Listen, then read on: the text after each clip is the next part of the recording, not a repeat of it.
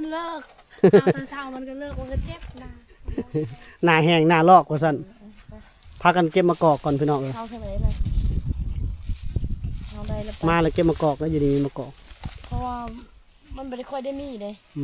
หายากเลยเนาะมะกอกบ้านเฮากันเนาะ โอ้ลายได้ดี หลายเลยเพิ่นว่าไปเข้า ไม่ได้ เข้าได้เลยนะ เขาจะยังหูเพิ่นจะลุได้เนาะคนจ้อยค่ะ ผลิตเนี่ยตอกขาดนี่พอแห้งแล้วเนาะ แต่ก็แน่นหนาอยู่นี่มันอยู่กกอันนี้อ๋อหลายอันนี้ จับกล่องดีกว่าตัวละปีนขึ้นได้ ก็เราดีใจเห็นมะเกาะยังคือเขาจับกล้องอยู่เนาะ ตอกขาดเลยนะทำแตกนี่ บ่มากาแฟกะเอาไปเขาจะกินมะเกาะนี่ หลายเลย หลายอันนี้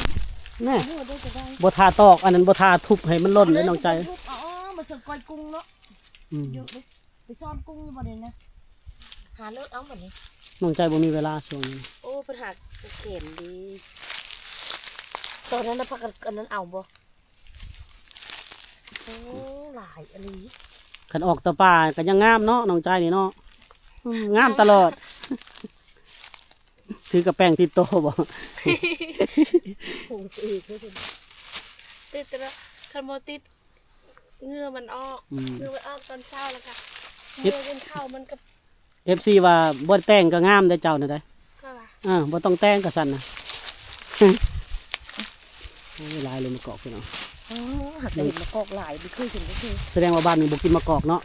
เขาบ่มักมะกอกเป็นเขามักมะกอกสีเหลืองๆโอ้เขาจะมะกอกป้านั่นน่ะมะกอกแก้วนั่นน่ะอันนี้บ่แซ่บมะกอกนี่ เขาว่าบ่แซ่บแต่สุกเอื้อยนะมัก แซ่บ อืม แซ่บเลยบ่เคยกินมะกอกกันอ๋อเคยกินด้วยกันมะกอกแก้วแต่มันบ่ได้มีได้พอดีมันอยู่ป่าได้ตัวนั้นได้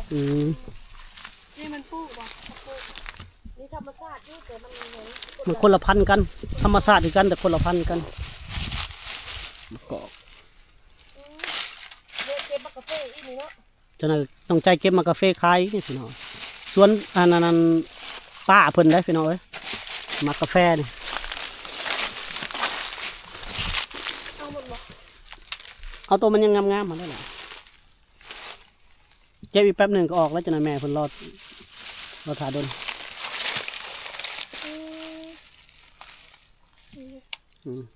น้องใจบ่กินบ่ สุกเลยมันใจมีแล้ว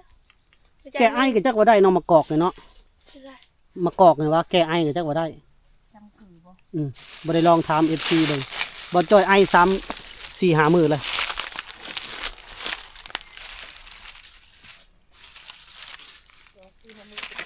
เป็นทิศเลยเนาะไอนี่นะ มันจะมืออัดตะแกรงจังมือละมือ เมื่อได้ทิศหนึ่งแล้ว ทีนึงจะได้กลับมือไอ้แล้วนี่ กลับเมื่อย กลับไปนะ ไปเฮ็ดเฮือนให้เขาไปสร้างบ้านซอยเรือเขาน้องใจเมื่อนำบ่ เรียก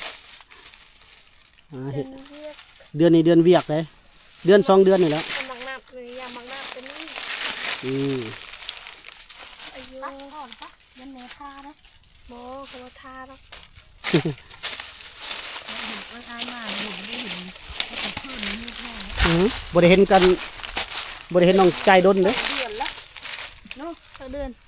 ได้แล้ว จักเดือนดนแล้วบ่ได้เห็นกัน ได้เดือนหนึ่งเนาะ น้องใจบ่ได้คิดฮอดสุมอ้ายบ่ นอนคู่มือ บ่ได้เห็นแชทหาเลย พ้นทักไปแล้วเมื่อคืนนี้ คิดฮอดบ่ได้ทักมาหาสุมอ้ายเลย ทักไปเยียบ ฮะ ทักไปเยียบมันเป็นลูกกูนเด้อเพื่อนปะนะอายุอยู่ต้นยังดกอยู่เลยไปเจอไอ้พวกบ้านมันซุกมันท่าห้องอันนั้นร่นแซ่บไปกินตามมุมมะฮง กินยังล่ะใส่กอกนี่ใส่มะกอกนี่โอ้ก็หมดเท่านั้นแหละมะกอกตำมะมะแตง บางทีต่ำกระปุ้น ตำกระปุ้นเนาะตำบักแตง ดีใจได้หลายกันนี่มันหล่นมาอีกแล้วนี่เอามันเอาสิได้ดิ ไปขายก็ยังได้ ไปขายกระกล่อง10 อันเลยก็เอาบ่ก็เอาเหรอปะ ไป พ่อแม่เพิ่นทาอยู่พุ่นเด้ ไปขอบใจน้องใจที่พาเก็บมะกอก แต่ก่อนเพิ่นพักเอาไม้ฟาดเอาเนาะมันดิสุกเอาไม้ตีเอา ยังชื่อได้ว่าพาอ้ายอันตีมะกันไม่ฟาดมะกอกเลย ไป แตกแท้ อ้าวควายได้สะบัดนี่ เจ็บเองเอาได้มันให้พายปีน เซ็ตหัวเขาหักก็แค่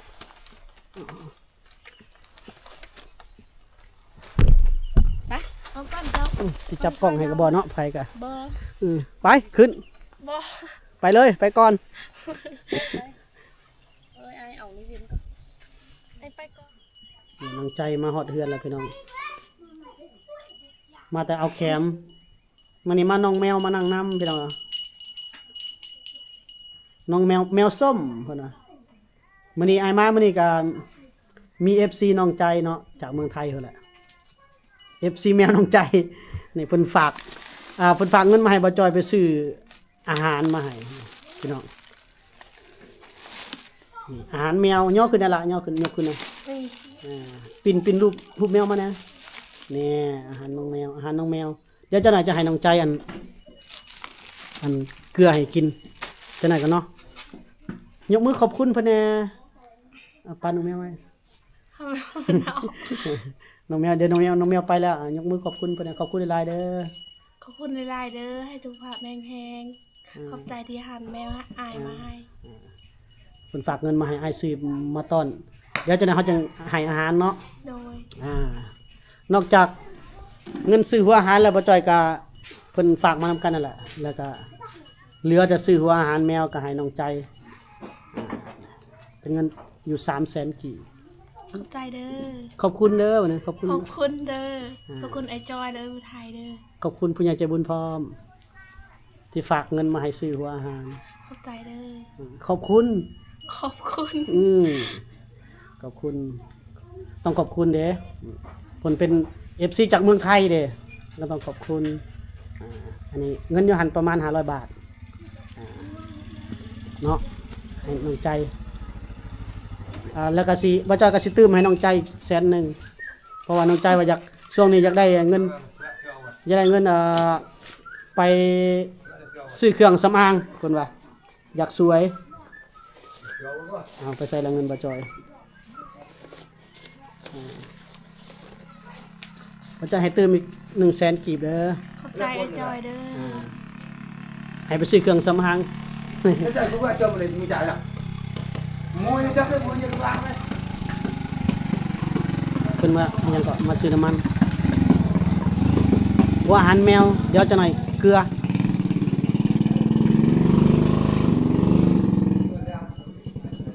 แมวเคยกินอยู่บ่หัวอาหารบัดนี้ này cái bộ kia น่าจะบ่เคยเนาะเดี๋ยวเฮาสิลองเบิ่ง ว่าเนาะเราสิกินบ่ là chết chết là 3 มื้อแล้วไปหาดอกแคมพี่น้องเพิ่นว่าเพื่อไปหาหยังดอกแคมบ่เราว่าอยากได้เงินไปซื้อเครื่องเสริมสวย ช่วงนี้บ่มีเลยสิ บ่มีเครื่องสำอางเลยเนาะครีมก็หมดครีมทาหน้าก็หมดครีมทาผิวก็หมดก็เลยบุกเข้าป่าไม่แคม ก็เลยทำบ่จอยก็เลยตื่มเพิ่นซื้อหัวอาหารแล้วก็บ่จอยก็ตื่มไปอีก100,000ก็ประมาณ100 กว่าบาทพี่น้องเนาะเป็นน้ำจิตน้ำใจเล็กๆน้อยๆพี่น้องโดนมาหากันเทื่อนึงเนาะ FC เพิ่นจังหายคิดฮอดหายคิดถึงไปเอาแมวมาเกลือหัวอาหารนั่นไปลองเบิ่งเราละกินบ่ โอเคล่ะพี่น้องค่อยคำยามแรงแล้วบ่จอยจะได้กลับก่อนพี่น้องตะเวนตกดินแล้วเด้บ่ฮู้น้องใจว่างมื้อใดเด้อจะได้มาหาอีกพี่น้อง โดย เพราะว่าช่วงนี้น้องใจเวียกหลาย นอกจากหาดอกแคมแล้วก็จะเริ่มทางไห้เนาะน้องใจก็หาเวลาให้อายมาเลยเด้อหาเวลาเนี่ยคันว่างมื้อใดได้ทักมาเลยเด้อ โดย เพราะว่า FC เพิ่นก็คิดฮอดคิดถึงเด้อันนี้เกือบเดือนเด้อบ่ได้ถ่ายน้องใจเนาะ แมน โอ้นี่ก็บ่จอยจะกลับอัศพรอีก 3-4 มื้อก็หลังจากไปสร้างบ้านอยู่ที่อัศพรแล้วจะได้กลับมาอีก